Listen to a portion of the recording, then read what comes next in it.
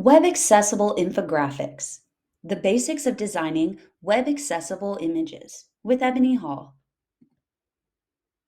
Have you ever read an article that refers to a broken photo above? Perhaps you're forced to navigate away to find the information or lost interest.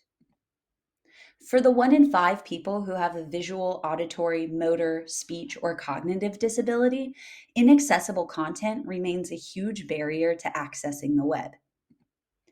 92% of major web pages fail to meet basic accessibility standards. This impacts 20% of their audience through inaccessible issues, many of which are easy to remediate. So, how do users with disabilities interact with web pages and content? We first begin by defining web accessibility and guidelines. Next, we look at how to design content to support users with disabilities. Lastly, we examine how to check content to ensure that it is accessible.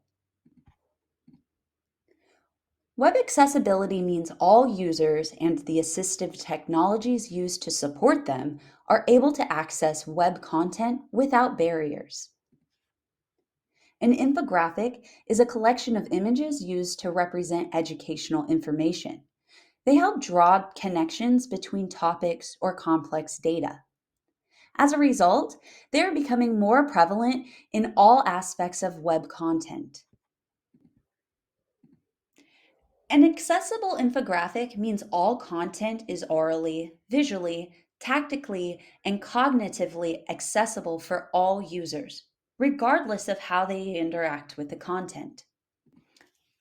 Assistive technology are tools used by individuals with and without disabilities in order to access content online that would otherwise be inaccessible alone.